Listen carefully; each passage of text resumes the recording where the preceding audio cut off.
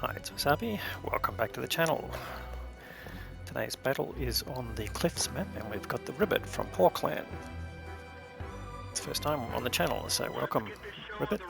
He's in the T-44, which is the Tier 8 Soviet medium tank in the tick tree. It leads to the T-54 and then to the Object 140, so it's actually a pretty good medium tank.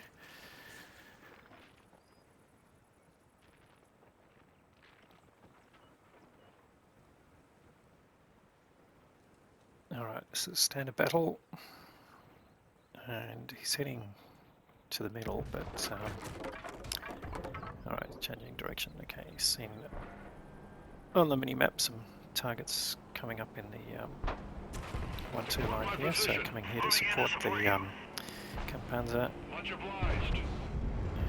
is he spotted yet? Yes, he is, gets spotted there. Unfortunately the Kampanzer gets overwhelmed, but here's Ribbet. Okay, exchanging some shots with the AMX-30. And he's got a 122-10 coming up behind him to give him some support on this arty chipping as well, so good awareness from the arty to target this area. They can join on this G-saw. So one shot in, and the G-saw's taken out. So all of a sudden it's reduced the enemy in this area down to full of tanks. Now that's obviously a couple around the corner, but 122-10 being a bit careful here. This gives Ribbet the chance to try and pick up the line here, and he's got an IS-3 there, pretty dangerous tank. Hits the target, unfortunately that bounces and the IS-3 punishes him. However, he's got a much shorter reload, so can he get another shot in? Looks like the IS-3 will be loaded by the time he gets a different angle, so he backs off wisely. But the IS-3 down to 368, so if he gets a couple of shots in, he'll get rid of him, and hopefully the IS-3 can be distracted, which looks like he is. Managed to get that shot through. He's using premium rounds here.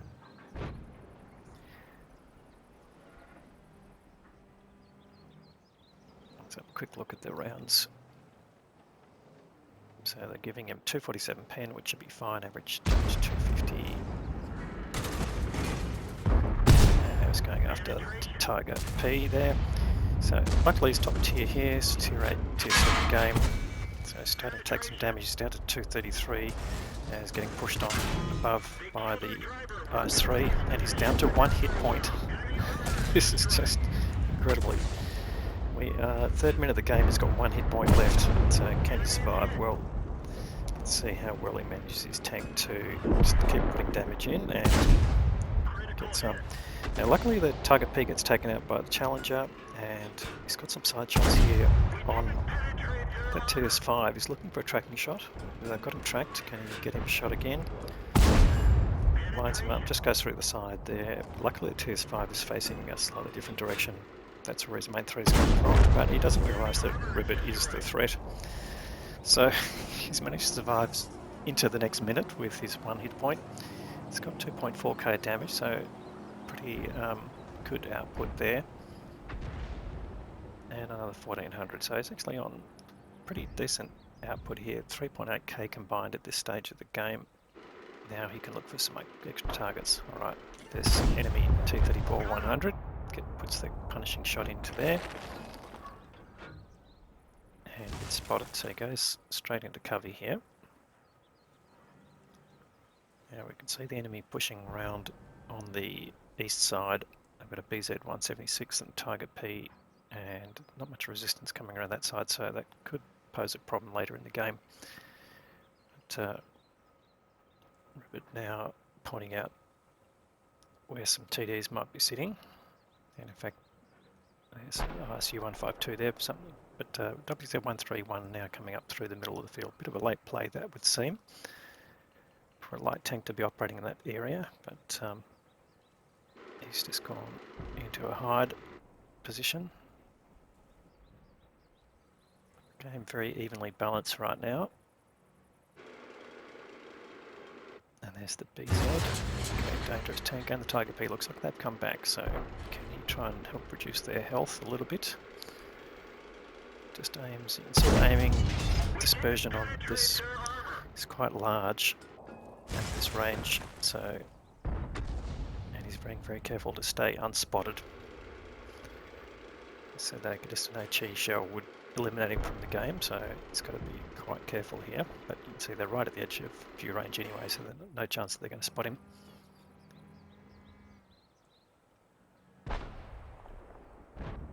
Alright, looks like I'm going to take a different angle here.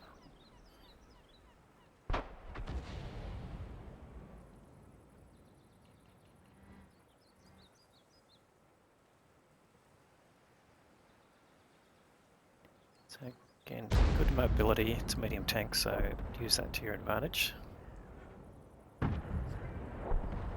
SU-130PM takes out WZ-131.